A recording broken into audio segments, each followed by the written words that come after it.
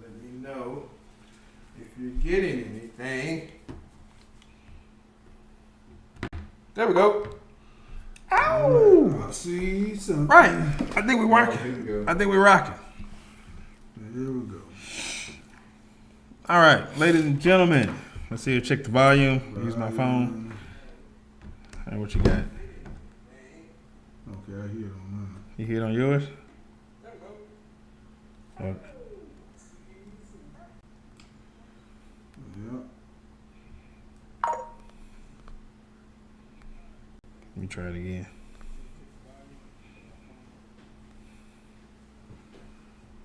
Why can't I hear it on mine? Oh, it's on the Bluetooth on something. What Bluetooth is it on? The headphone. Oh, probably right. You're probably right. Turn it off. Let's see what that does. We're getting it together, folks. We're getting it together. Let's see if that works. It probably works. Yeah, it works. All right, cool. All right, so we can look at it and see. All right, we can see if anybody's in the queue. So, Pop, you remember your button, right? Can you see it? Your stop recording button. So whenever we get done, okay, right. You don't have to stare it down. It's fine. All right. I'm trying to see if anybody else is going to jump in here. They might have to come back later and catch it. Cool. And we just keep going and move forward with what we have. All right. Probably turn yours down so we don't pick up on the mic. All right. So again, those who are watching with us on tonight or is going to come back and watch us later, this is the Word in Conversation. I am Aris Manuel, and I am here with my buddy. We call him the Dude. He is in the mix. Again, we're praying for him and his family during that time of loss. So he wasn't here on last week, but he's back with us on this week. So we're excited. We love him. We care for him. The Right Reverend, who is usually behind the camera, is on vacation. Much needed vacation. Anniversary. They are in Hawaii. That where they went? Bahamas or Hawaii? Hawaii. They were in Hawaii. So they went to Hawaii. And so we worked on this last week to make sure that we could come to you guys and make sure that we can still do the podcast for you guys and be in the midst, be in your homes, be in your life, making you laugh a little bit, or whatever the case may be. So the Right Reverend is out, but the Dude and I here, and I wish I had another camera so I can show them what like Pop is back there, and like if you don't know, like my dad is behind the camera and he's never in that position. So I've given him the authority to press one button twice, right? To start and to stop. I gave him the authority to start, to push one button twice. So we're going to see how they go. So if in the middle of this podcast, we're in the middle of talking and it just stops, you know who did it. So we're going to blame it on him. So get ready here. You had one job. Right. You had one job. We had one job. Oh, man. So we are excited to be here on tonight. Yes. We're going to be talking about people watching. That'll be our title for today. People watching. So as we're talking about people watching, again, we're talking about on this month, we're talking about Bible stories that are relatable, right? And so we're not going into depth. I want you to go back and read some of those stories. Go back and read some of those stories that we're talking about. We're not going to go into depth in reading all those scriptures, but we're going to talk about them and to bring them into how we work them into our everyday lives. And so we're also going to talk about how some of the experiences, and we're going to kind of we talked about last week. Dude, you ever heard of when you listen? You ever heard when people say Bible heal? Bible heal. So when they say they're like, what's a Bible heel that you stand on? Not like heel, but like the heel of your foot, like something that a Bible heel that you stand on. So when they say that, they're like, it's a story in the Bible, and though the outcome might have been different, and if you were dealing with yourself, it might have came off a little different. You might have like reacted a little different. That makes sense? Yeah, I never heard that one. Okay, so that's what we're gonna be kind of be doing. And I texted him and sent him a message on that. So just to start off. So we're talking about a couple weeks ago, probably a month ago now. We was in Sunday school and we were talking about we're talking about the children of Israel. We're talking about being of service. That's what it was. It's about how everybody in the body of Christ, everybody's job, everybody's position, everybody's important. Right. And so we're talking about that. We're talking about every aspect of it, no matter what it is, and regardless of who you are. You can't. The body needs every piece of the body, right? Without your ears, you can't hear. Without your eye, we don't want to have a body full of body full of ears. Then we can't see. We don't have a body full of eyes. Then we can't hear. Mm-hmm. So we were talking about that, and as we were talking about that, we got to the conversation of Moses. And so one of the stories I want to talk about on tonight is Moses, right? Is Moses as he was working, I would say in my aspect, he was working with or trying to lead the children of Israel out of bondage. Something that they had prayed for. Right. Something that they had desired, something that they wanted for generations, for decades. It seemed like millennia they tried to just get out from underneath bondage. So when they got out of bondage, when they went with Moses, there's an AI thing going around right now. Have you been watching those too? Those AI things talking about Bible stories? You seen those things? They're talking about not those particular ones. Just I gotta send them to you. Like, Pop, I gotta send you those. Like, they're funny. They're like people are doing like selfies. It's AI, and so it's like, hey, it's your boy Moses here. I'm about to try to get these people out of Egypt. God sent me on a mission just to tell Pharaoh to let thousands of workers go. And so it's like one of them's like he walked up to like you see him, he's like, hey, Pharaoh, like Pharaoh. God said, let people go. And Pharaoh just goes, no. And so he was like, I tried to act nicely. And so it's stuff like, so they're trying to, what they're doing is like they're making these stories kind of relatable. So the children of Israel, so as they come out of Egypt, now they're beginning, they walk into the desert, and what was supposed to only take a short amount of time turned into decades of walking. Right. And so what was supposed to be a quick trip turned into decades of walking. And so when we get closer to the promised land, Moses, the people are complaining. Right. Moses comes out, he didn't ask God to do this. Right. That's another saying that's been going on lately. It's like God give these trials to his strongest warriors. And people have been saying, I didn't even enlist. So don't. I don't know why he looked at me and thought I was the strongest warrior. I didn't even enlist. So as they were coming out, and so as they were, the people began, as they get closer to the promised land, people began to start complaining. Right. And talking about, Moses, you brought us out here to die. I can't believe, if God was really with us, if God was really for us, we would have been in the promised land by now, and you brought us out here to die.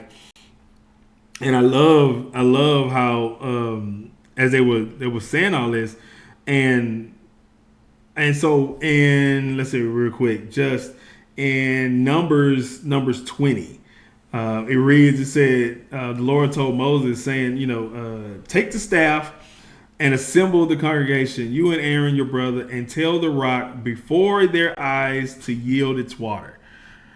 So you shall bring water out of the rock for them and give drink to the congregation and their cattle.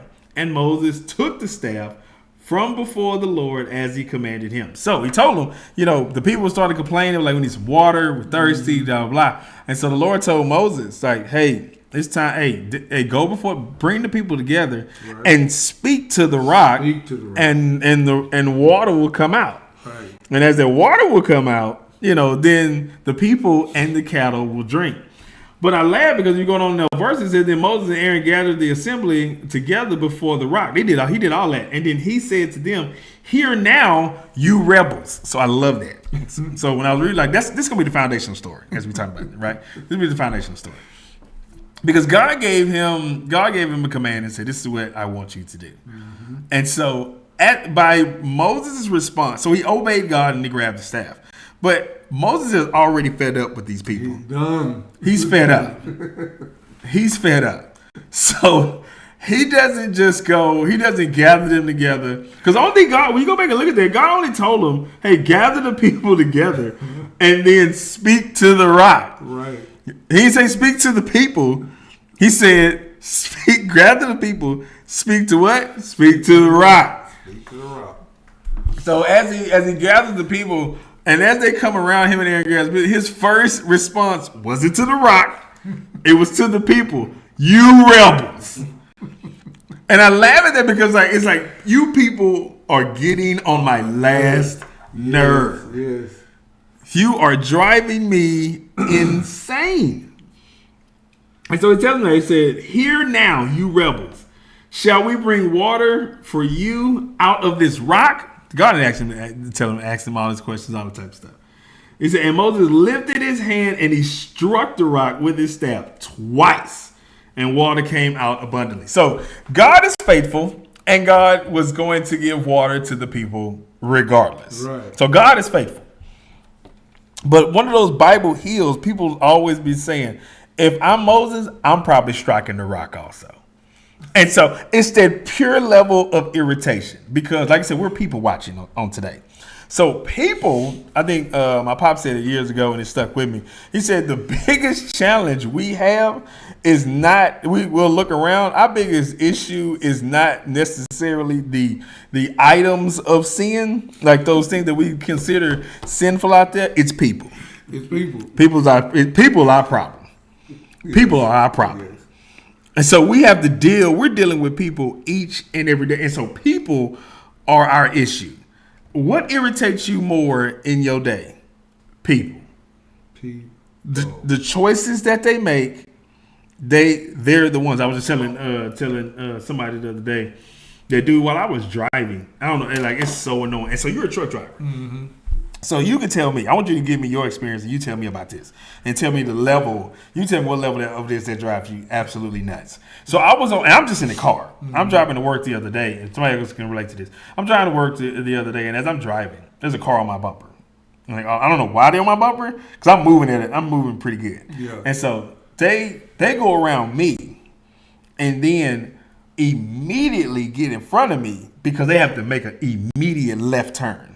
So now I have to slam on my brakes because they cut me off. So I blew the horn because there was no need. Like they could have waited not even 2 seconds, and they could have turned without doing all that. Right. So, but they wouldn't decide to go around me, so I honked the horn. So when I honked the horn, guess what they do to me? They flip me off. Yeah. I'm like, they big mad. Yeah, you big mad at me because I honked the horn, but I had to slam on my brakes because you went around me and bothered me. I wasn't even bothering you. People, right? People deal with this. And so I imagine all the time that as you're a truck driver, you experience this all the time. So what's your experience? What do they tell y'all? Or how have you dealt with it? Because I know from your, I guess I can say, from your early stages of driving, it had to be different from how you drive now. Early stages? Yeah. Before or after stages?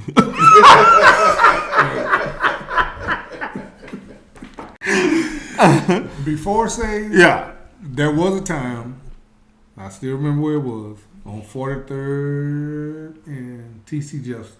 Oh, you got the time. Going through the light. Yeah. And this man went through the light so slow, the light turned red. I was so hot, I hit him on purpose. What? I hit him on purpose. In your big truck? No. Oh, in the car. In your car. After save, you have to ask the Lord for forgiveness, because you still got thoughts in your mind. But what aggravates me now, and the trees will tell you, I could be going, you 2 lanes going the same direction. Yeah. I'm in the right lane because I'm in the truck. Yeah. They in the left lane, they in the car. 5 miles ahead in front of both of us, nobody. But as soon as they get 5 foot past me, they got to get in front of me. Yeah. For the life of me, I can't understand that. I cannot understand that, and I do, yeah. I hit that horn a couple times, and I was like, man, I do not get it. Yeah, that junk. But like you say, people. And talk about this with Moses, how he was frustrated with the people. I think me and Pop was talking about this maybe Sunday, a couple Sundays ago. how even with dealing with God's people here on earth now, Yeah. you have to listen to God when He tell you to say a thing. Yeah. You say that thing and let that thing be what He said, Mm-hmm. and then let Him do the rest. Yeah. Because Moses was so hot and so sick of with the people. Man. He called them what he called them, and then he wasn't supposed to hit the rock. Yeah. He said, "Speak to the rock." He struck it twice. That's what gets you. That's that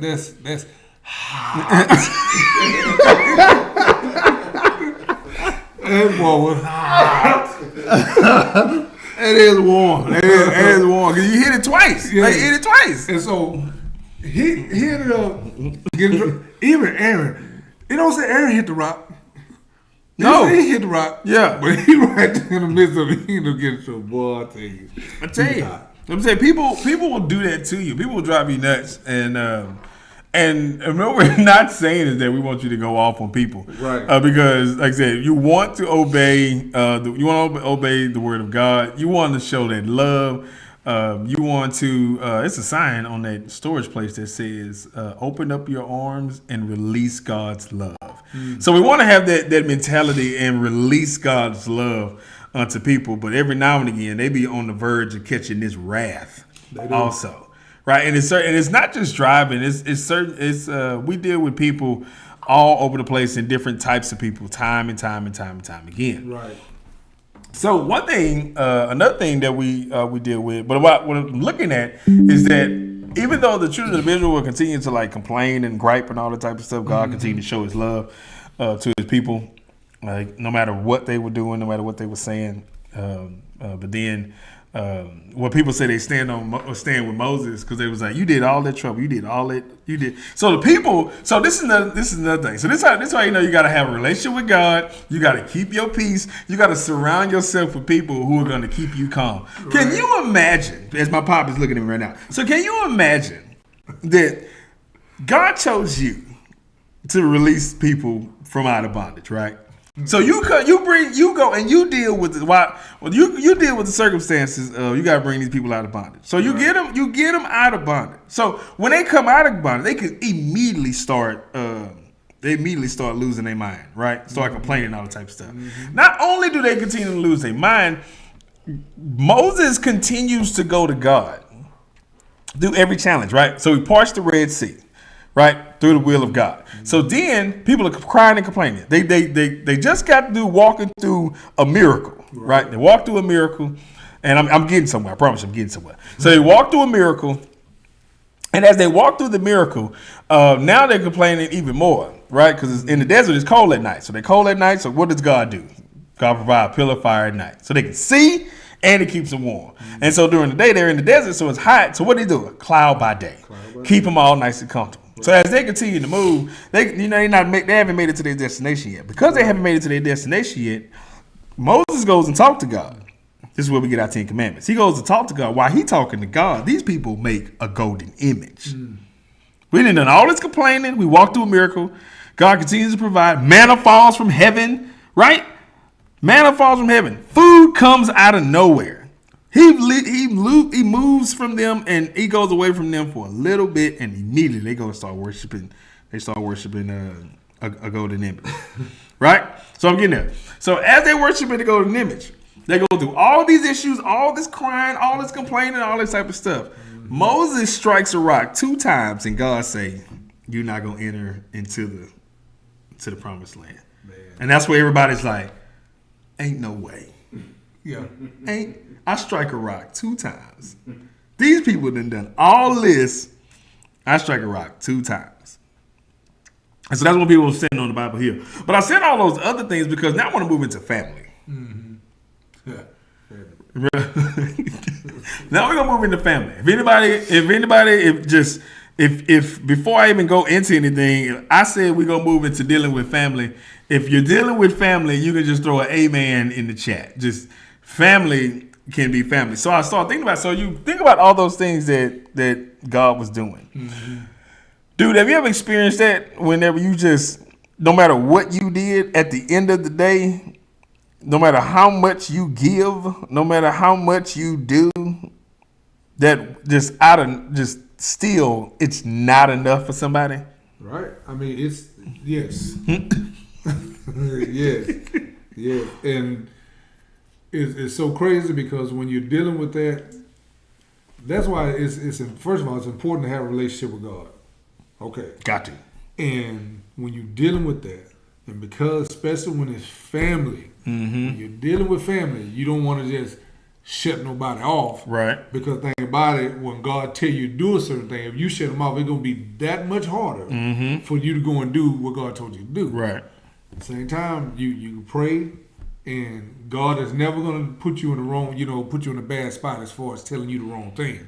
So if he say something, you say something. Yeah. If he say send a text, you send a text. And then you always going to get a phone call. Hey, I need to see if you can help me with thus and so, but they cussed you out last week. Yeah. So, Yeah. They get real. They cussed you out last week, told you wasn't nothing, you wasn't never nothing, but then you need my $20. And then that's when, you got to get out of yourself. If God say give it, you give it. But God tell you not to give it. Mm-hmm. And you don't have to go, be like, well, you don't have to go call them nothing, just... No, I don't have that to give, and let that be it. Yeah. And, pray about them, whatever. But everybody got that family member. Yeah. Everybody got one. I was laughing with somebody not too long ago about how, like, you were talking about money, and then somebody asked to borrow money. And like I said, we're not here on the bash. We're just chilling. We're dealing with people. We people watching, right? So we got to deal with people. And so this is where we're going to talk, and we're going to have a therapy session with one another talking about these people. We're going to get it all out of our chest. If you got something, throw it down in the chat. Just, Lord have mercy. I know. I've been there going through it. You can throw it in there. It's a therapy session right now. This is what this podcast is right now. It's a therapy session. So yeah. So I was talking about how when what you just said, that people would be like they want to borrow money, and you will lend them money, and so but then they'll tell you, this is what I've experienced. I might be by myself, but they'll tell you I'll pay you back, right? So they'll pay you back. I can pay you back by Thursday. I can pay you back by next week. I can pay you back by this, that, and the other. Then, so if that time frame come about, then you ask them for the money. And they be like, I don't understand why you worry about your funky $20 anyway. My $20 is funky? Yeah, but it was right when you needed it. Right. It was a prize $20 when you borrowed it. But now it's funky or your little $20. Yeah. My little $20, you asked me for it. So this one, I want to know. I need somebody to put it in the chat. What is the most outrageous thing somebody asked you? I mean, just like it was. Like it's regular? Yeah. I mean. Oh, that's a good one. Look, it got somebody who. Hey, bro. I figured I can use your truck. I can use your truck while you catch a ride with somebody else. No. No. I'm just saying. Trust me. No. Put the craziest thing down in the chat. Ain't no way. And then you wrong because you say no, or you got all that. But we still have to stay safe, and you be like, man, so that is crazy. You be like, Lord, why me? What could be? What is that outrageous? I think that is crazy. Look, there's so many things, and the crazy thing about it, I can see people out there. Well, if I put this in there, they might know I'm talking about. Right. Because everybody done dealt with something like that. Yeah. Uncle Junior one time, Uncle Junior said, he said, "Hey, Neb, let me have $5." I said, "Okay, I don't have it." He said, "Well, give me 10 then." Well, that's good. You ain't got 5. You gotta have 10. You don't have 5 because you got a solid 10, so just gonna give me the whole 10. You know what I'm saying? Oh no! Dealing with the family. So, oh my gosh, that is a good one though. Like go back and think about that, and like, cause I know we probably like we probably may have grown from it. But that is good. Yeah. That's so good. Like somebody asking you something that's just that outlandish. that whole let me borrow your car, and then you can catch a ride to work. And then it's these things like even with some people do need help here and there, but you never ever. I ain't gonna say long. Ever give somebody you can't stand to just lose. Like, they need 20, you give 20. Don't be looking for the $20 back. Don't ever give out more than you can stand to lose. So that's my rule of thumb. And then I do pray about it. Yeah, I pray about it, I tell you. I'm glad you pray about it. I'm at that point now to where I'm just like, I ain't got it. and not to say that I don't have it. Right. I don't have it. I don't have it to give to you. Right. That's why I'm at. I think I went through years of being just being stepped on, and finally Trisha got to me, and I was like, you know what? I ain't got it. And so I used to feel bad, right? Not to give people money. And so when they asked for money, I used to feel bad about it, like really bad. Like if I couldn't give it to them, like I felt bad. Like, I didn't. So I felt bad because I was like, and I think people like use that. Yeah. Right. They use that like, well, Aaron's like gonna do whatever he can. It would weigh on me because I was like, man, they really needed this. And so I think there was one time like I was dealing with something and then my dad called me. And my dad was like, did you get a phone call? I was like, yeah, I got a phone call. And he was like, I got one too. Lesson learned. I said, they asked you too?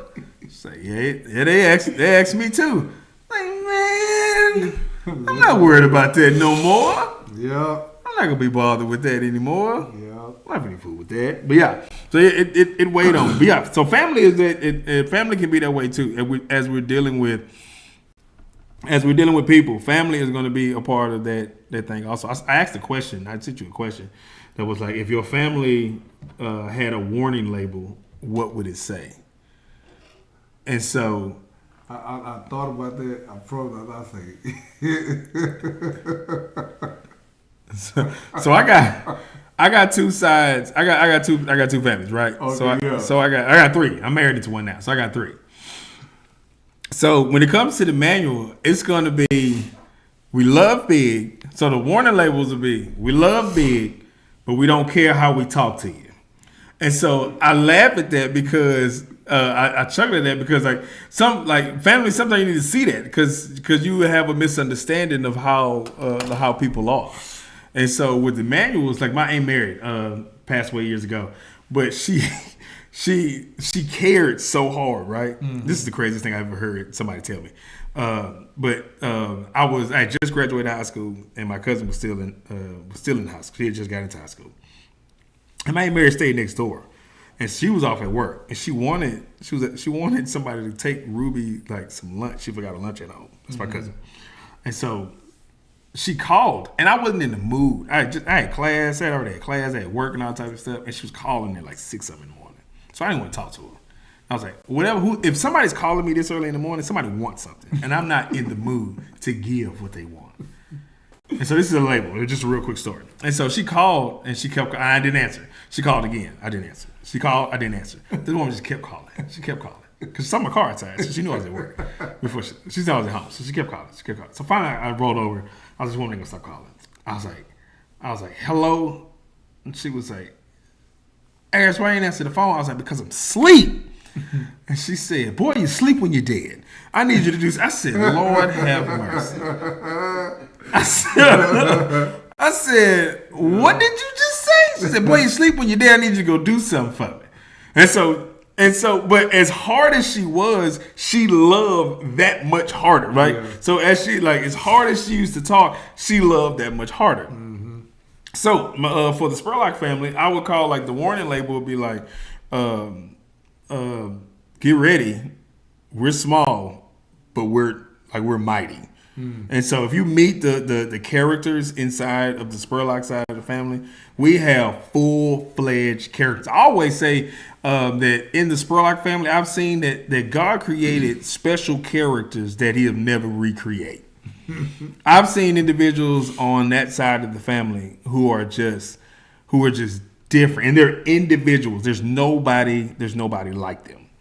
They have their quirks, they have their issues, but there's no one like them, and I love them for that, because we can come together as one big family, but still, like, when we leave, we're just totally different individuals, and I think that's so fascinating how quirky that group is. Then, so my third family, I married into Trisha family. They're huge, they're loud, they're everywhere, and they're country.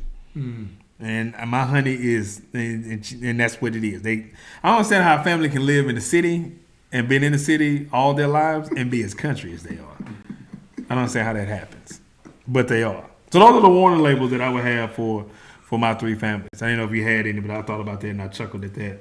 Pretty much same, especially on the country part. Yeah. Yeah, the Mother Simpson side, we wasn't well, most of us wasn't the huggy, feely, touchy, whatever. We wasn't that. I know, right? Yeah, we everybody was rough. The right. Girls, Man was the same way, huh, Pop? Like, we had all that huggy and all the time. Yeah. We wasn't like huggy. Yeah. If we talking to you right, if we laughing with you, we're good. We love it. we love it. Yeah.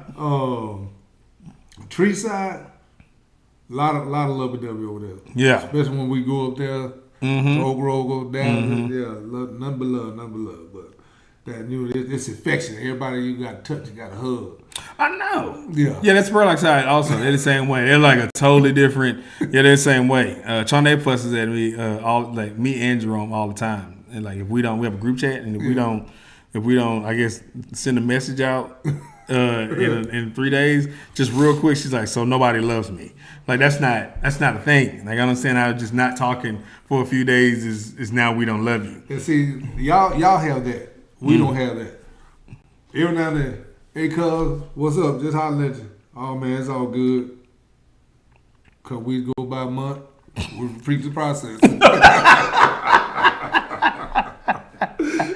it's not to say nobody don't talk to nobody. Yeah. That's just, I don't know. It's just the way it's been. Just the way it is. Yeah. I get it. So moving into friends, as we move into friends, we understand that friends have different. Our friends have different lifestyles, have different identities, and different stuff like that. So when we look at friends, I was looking at the story of the woman at the. I was looking at the woman at the well, and I was looking at her and Jesus' encounter with her. And so what happens is our friends live a lifestyle, something that we've never seen before, right? We don't know anything about, or we can't really relate to. When I was little, when I was younger, a teenager, we were living in Prairie View. Like my close friends were Brewer and Jason, is what I call Butt Naked. Right. And like when you entered their homes were different homes, right? Because it wasn't my house, and so their experiences were different, and I could tell that their experiences were different. I remember Jason, he came up totally different. Like I remember walking into his home and just thinking like this is insane. Like not saying anything about them like bad, but I just thought like because it was an environment that I knew anything about, it was insane, but it was so normal for Butt Naked. And so the dynamic was the same for Brewer walking into his home. I was like, this is. Because Brewer at the whopping age of 13 was the man of his house, which was like, I thought that was insane. And he would go back, like when you go home, he would argue with his grandmother, and they would argue like they were a couple. Like it was just old people fussing at each other over like the smallest things. She'd be telling him to clean up, and he'd be like, I get to it, and blah, blah, blah. And like when he got off the bus at like 3-something, 4-something in the afternoon, like dinner was ready. They ate dinner that early. He was like, it's time for supper. And so those dynamics in the home was totally different. So as I was looking at the story of the woman at the well, Jesus is now speaking to a woman who is of a different culture, and she's somebody who's living a lifestyle that is different, and a lifestyle that is unbecoming. And Jesus doesn't agree with this lifestyle, but he loves her for being her. And so, and he identifies her lifestyle and said, go and tell your husband. And she was like, and she was like, I don't have a husband. He was like, I know. So he explains that whole process, but he deals with her where she is. Right. And so as we deal with people, as we're going to be people watching, we have to deal with people where they are. And we can't always have people where we want them to be. And I think that's another thing as we deal with friends, as we encounter different people or new people in our lives, we have to realize that people are not where we are. And so many times I think people are closed off and have issues with the church because of that aspect. Right. Because we didn't see people where they were. We would see them where we want them to be. And I think as becoming a father, I started realizing, I was like, why is Winter barking? Shut up. And so as I become a parent, I started looking at the 4 different personalities of my children, and I started seeing the things that they do. And I started to start realizing that I desire them to be in a particular place, but they're not there yet. Right. You desire for them. And then eventually you look up and you're like, oh, when did you get there? It came out of nowhere. And so as Jesus was speaking to the woman at the well, I love that story too. I stand 10 toes down as Jesus was speaking to her, though everybody else might have looked at her as, as standoffish and looked at her that she's not, worthy, and who is she? She's no one special. Right. Jesus still looked at her and spoke to her and was like, I understand where you are and I understand the place that you're in. And so that helps out a lot as we people watch, as we deal with people, friends, family, and loved ones. We start looking at them and say, you know what? You're at a place right now that may be unfamiliar to me. But this might be where you are right now. And even though I might not be able to change that, I can meet you where you are. Right. I don't have to downgrade myself, and I don't have to upgrade you. Right. We can just meet you right where you are. And so as I was looking at that, and so as Jesus was speaking to the woman at the well, I started thinking about it. Like Jesus understood that term red flag. Mm-hmm. Everybody know what that means. Poppy heard that phrase red flag. And so when we say red flag, there's showing signs of something being off. So another question that I had was, what's a friendship red flag you ignored and paid the price for later? What's the friendship red flag that you paid the price for later? So I got a quick story. I'm gonna call them out and everything like that because we were children and we were young, and so it doesn't count. But I think it's funny now. I was so hurt then. I was so crushed. I was so crushed. I tell you how life changes, but like it meant so much to me. So when I was early in high school, I was dating this girl, and so I was dating this girl for a while.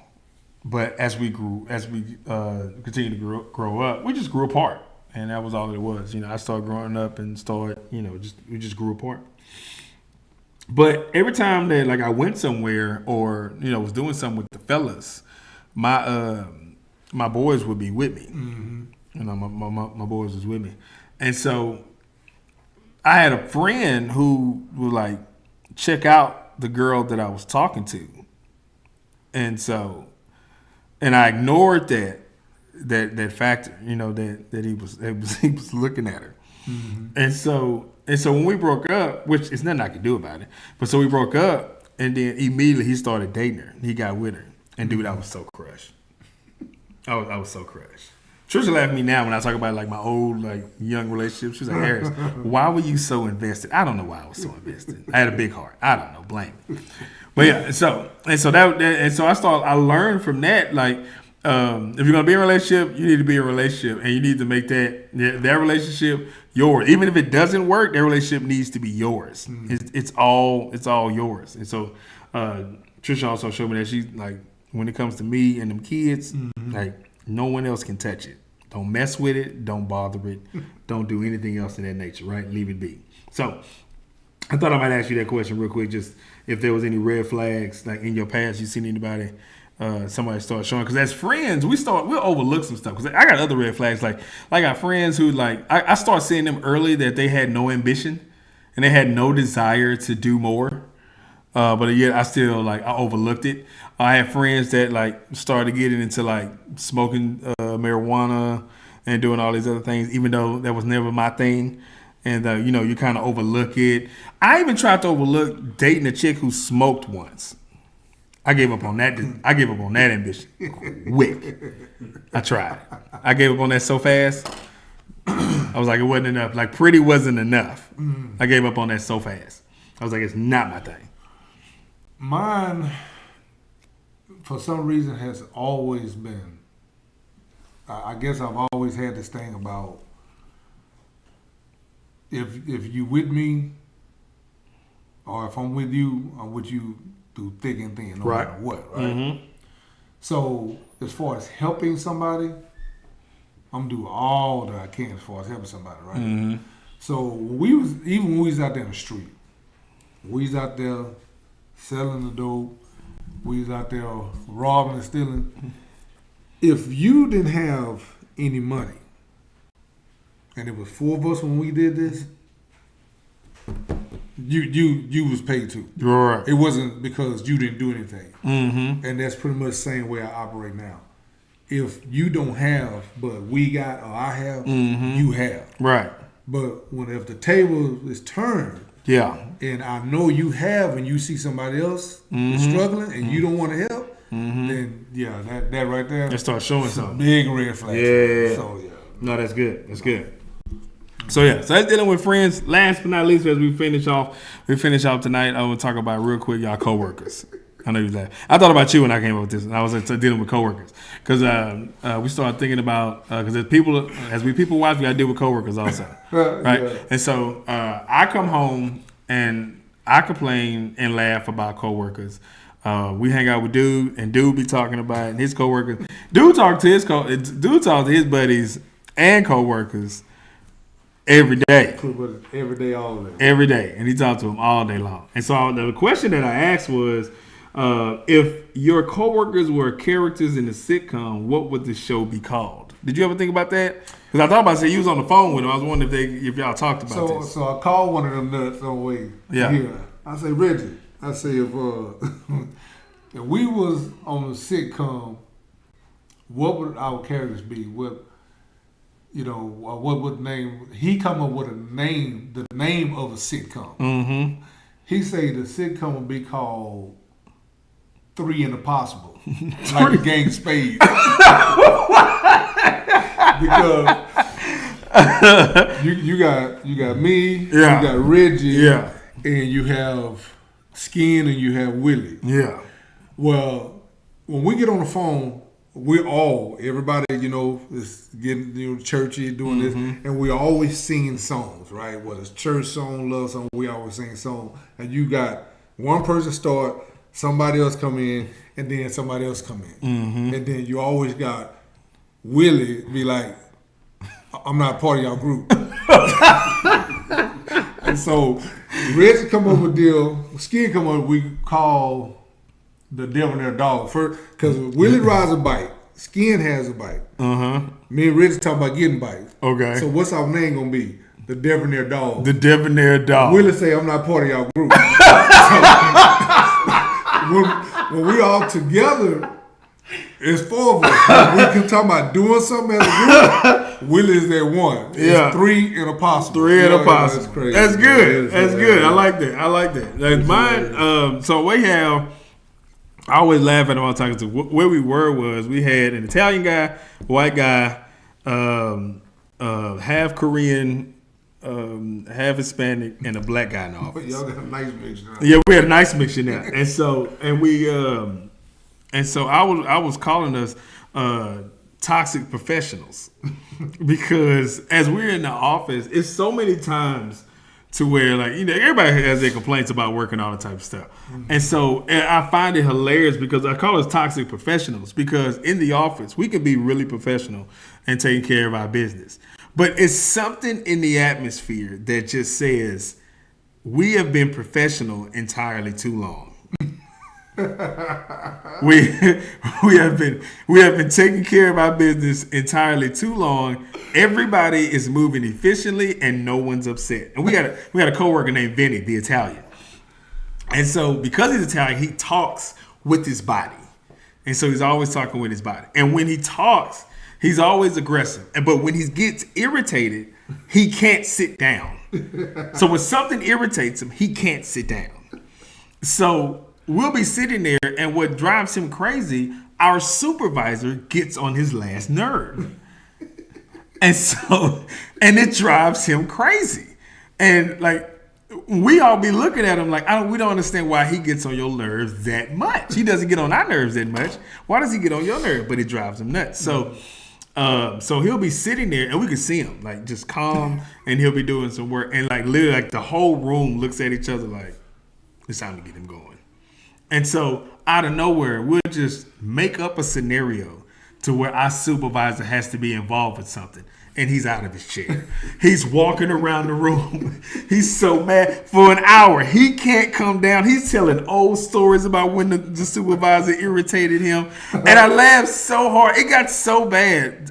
He just left our department. He was like, I can't take it no more. And he left. Not us, but the supervisor. Yeah. And so I was laughing about that as I was thinking about this. As I was laughing at the story, I was like, yeah, we'll be called like toxic professionals.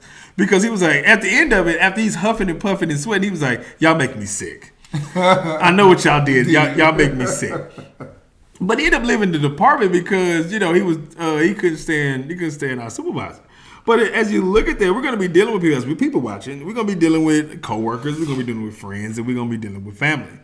And it's just how we perceive these things, just like Jesus did the woman at the well, just how Moses was constantly encountering and dealing with the people. Even David, we're talking about coworkers, how David was working, playing for Saul. And then after a while, Saul decided, you know what, David getting too much attention. Now David needs to be killed. We're dealing with people in different angles and different aspects of our life each and every day, and it's a task and it's a trial. But we have to continue to push forward. But I laugh at that, like, yeah. So, take that in mind that it's going to be like everybody's environment is going to be a little different. We're going to be facing some different things time and time again. You let Pastor Manuel get going about his old coworkers. He can go for hours because Dad was the bad supervisor. He was making everybody mad. It was Dad's fault. It was Pop's fault. I laugh all the time because, except we're dealing with people. Right before we go, we finish anything, I always tell a story and go back and tell a story about how when I met Trisha at Walmart and with Dad. So I'm talking about you got to deal with people. And Dad was working, and he was in charge of the new science building. And so he was in charge of security at the new science building. And so as I started off at Walmart. If y'all ain't heard the story before, it's a fantastic story. I get to Walmart, see Trisha in the lunchroom, and she's gorgeous sitting at the end of the table. She has no time for me or anything like that. But as I'm sitting there, I hear everybody talking about. I knew first day on the job, Saturday, full of college students. I don't know none of these people. They look like upperclassmen, but they all talking because they've been working there, been doing their thing, and they all talking. And so then they come into the conversation was like about the security guard, and they were like, he gets on my nerves. He gets on my last nerve, and it was like, he drives me nuts. And they start calling him Carl Winslow. So they start calling him Carl Winslow. And so they complaining about this guy. And they was like, he's terrible. I can't stand this dude. And I'm like, ooh, this guy's horrible. And so I'm just laughing. I don't know nobody, so I'm just laughing. And so they're talking about, he won't let us do this. He won't let us do that. He won't let us do this. We always got to get into it with this. And I was like, man, this guy's horrible. And so they were like, then somebody was like, is that guy that's in the new science building? And it was like, everybody, the whole room just roared. Yeah. I was like, that's my dad. They were like, you lying?